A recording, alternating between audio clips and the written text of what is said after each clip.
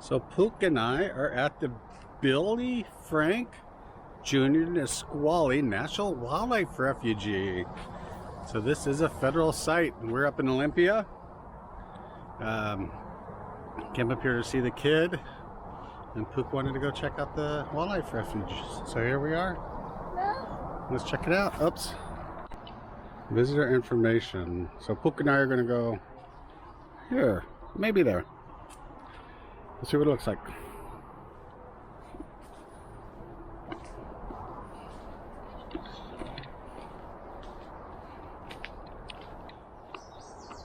What's this say? Beware of bees along the boardwalk. Okay. This looks nice. So many birdies out here. So this area where we are at is the Nisqually River Delta. So it's on the southern end of Puget Sound, and kind of like where the Nisqually River goes out to sea, essentially. So you get a bunch of the brackish water. This is supposed to be an awesome place for birds. I'm not a birder, but I've heard tons. Have I heard a couple thousand?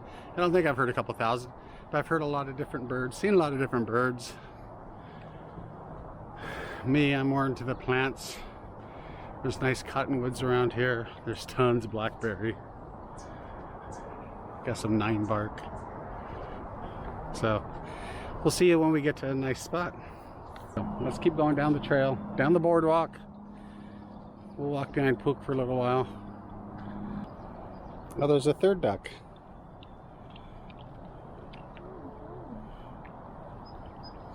Maybe they're eating duckweed.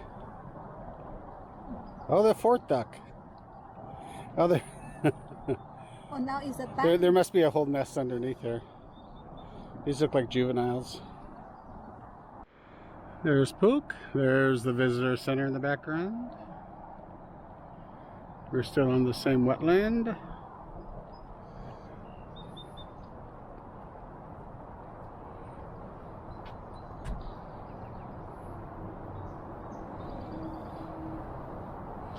Look at this. Thimbleberry, nature's toilet paper. Oh, but not the nettles.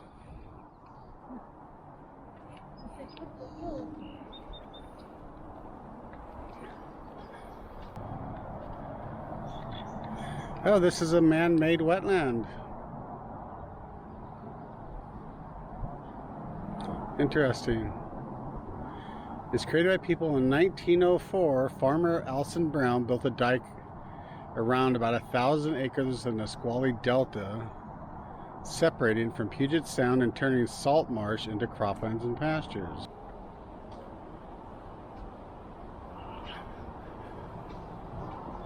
But the day is nice. Yeah.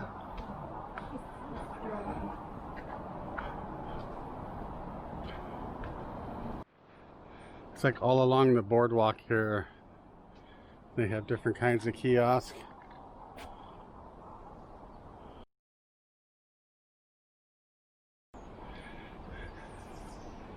There's another one. Oh, interesting. Watch and listen for songbirds.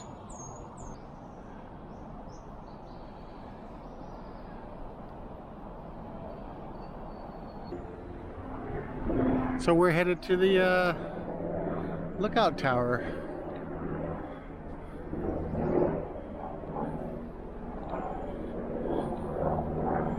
Yeah, here's the farming on the Delta. Twin barns are a monument to an era that began more than 100 years ago, when the Nisqually Delta was a scene of bustling activity, when the songs of birds were accompanied by the lowing of cattle, the joking of farm workers, the jingle of blah blah blah. By the 1970s, all that remained of the original brown farm building was the wreck of the manager's house, the office, the workhorse barn, and part of the laying house. Yeah, so they had apple orchards, daffodil field, and 4 artesian wells that supply water to the wetlands inside the dike. Here's the Brown Farm timeline.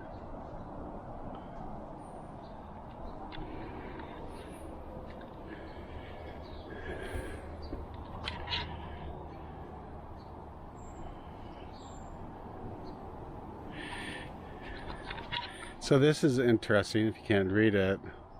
So an experiment in modern agriculture. So early 1900s, the owner of the land, about 1,500 acres on the Nisqually River Delta, and he had applied Henry Ford's assembly line concept to produce farm products for the growing Seattle market.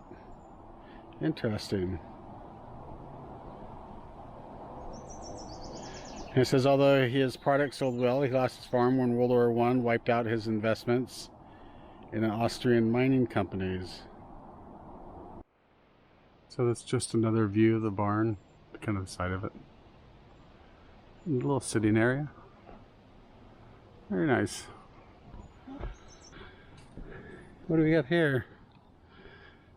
Another kiosk with the swallows. Very nice. And are we here? We've been going uphill a little bit. No, no ocean. No, Pook, no ocean. No, I didn't make a wrong. Pook, the ocean's way out here. That would be like 4 miles. If you want to go there, Pook, there's a road that goes over here. We can drive there. So we started here. We came out here. What do they call this area? This was agricultural lands. And now these are... Oh, so we're still in the freshwater marshes.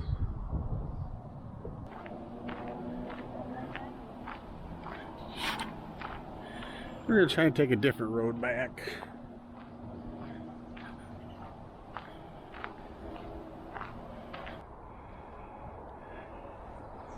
So there's Pook, but you can see the giant cottonwood in the background next to the barn. And then more of the freshwater wetlands.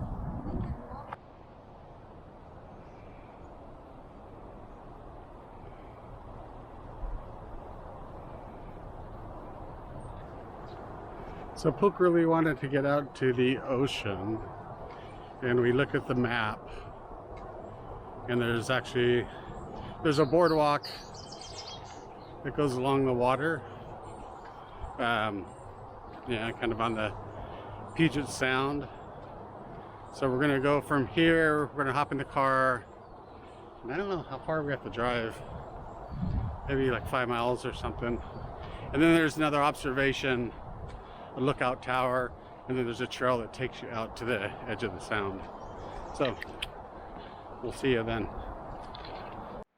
Okay, so now we are here. Unfortunately, we want to be here.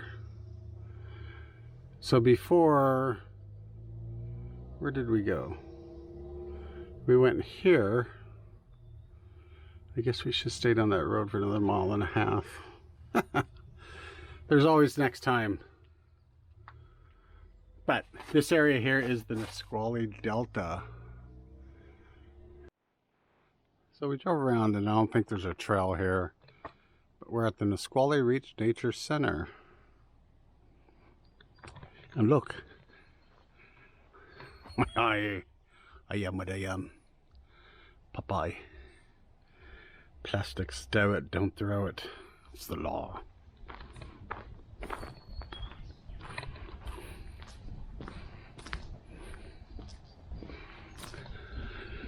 And the nature center is closed. That's a shame.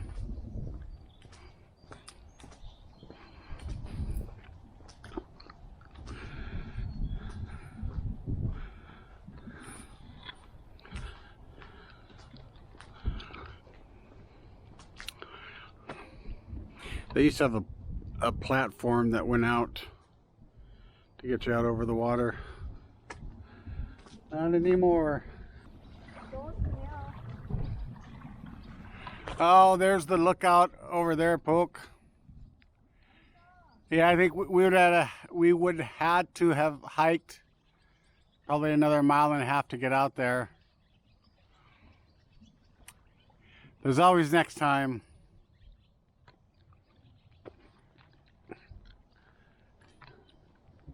Still a lot of birdies out here.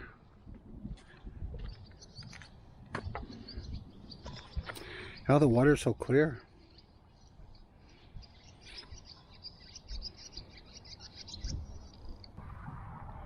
Oh, this is the southern end of Puget Sound, though.